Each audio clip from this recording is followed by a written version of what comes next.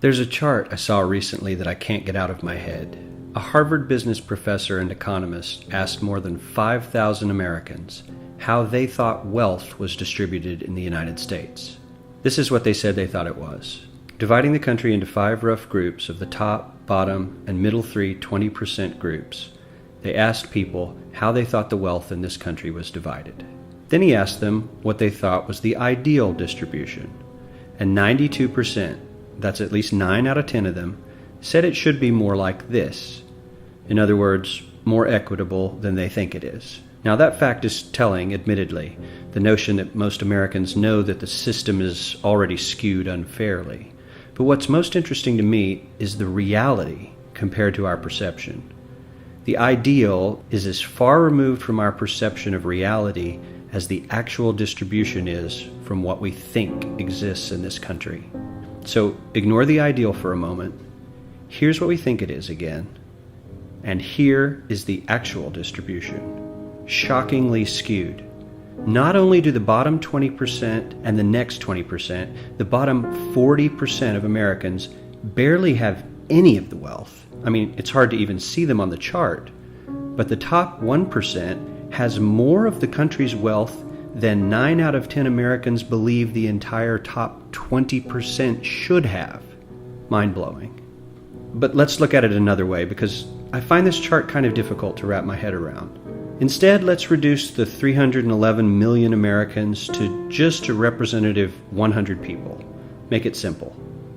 Here they are: teachers, coaches, firefighters, construction workers, engineers, doctors, lawyers, some investment bankers, a CEO, maybe a celebrity or two.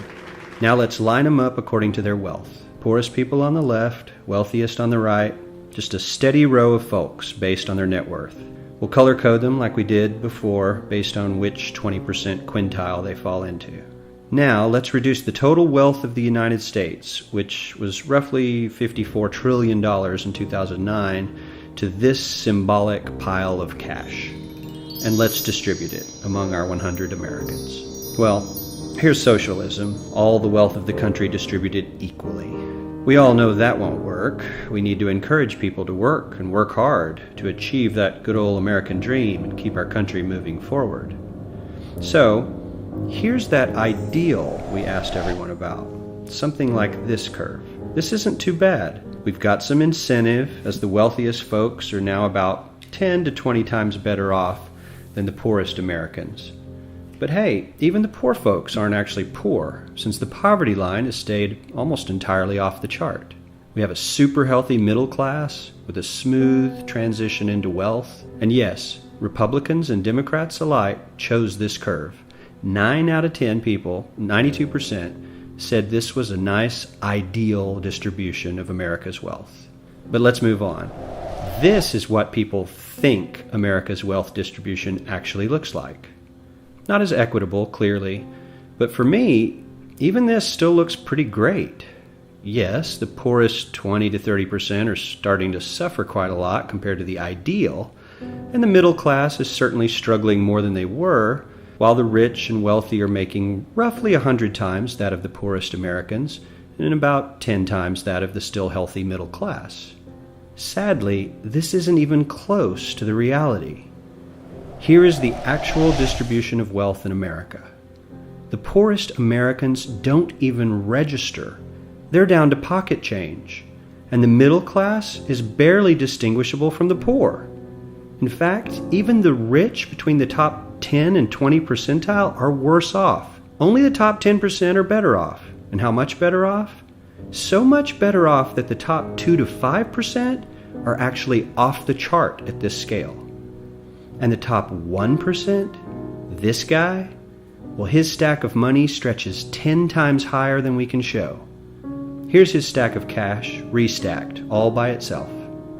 This is the top 1% we've been hearing so much about. So much green in his pockets that I have to give him a whole new column of his own, because he won't fit on my chart. 1% of America has 40% of all the nation's wealth.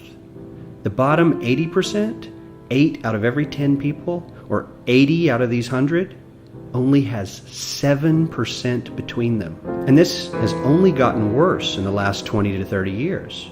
While the richest 1% take home almost a quarter of the national income today, in 1976 they took home only 9%, meaning their share of income has nearly tripled in the last 30 years. The top 1% own half the country's stocks, bonds, and mutual funds. The bottom 50% of Americans own only 0.5% of these investments, which means they aren't investing. They're just scraping by. I'm sure many of these wealthy people have worked very hard for their money, but do you really believe that the CEO is working 380 times harder than his average employee? Not his lowest paid employee, not the janitor, but the average earner in his company. The average worker needs to work more than a month to earn what the CEO makes in 1 hour.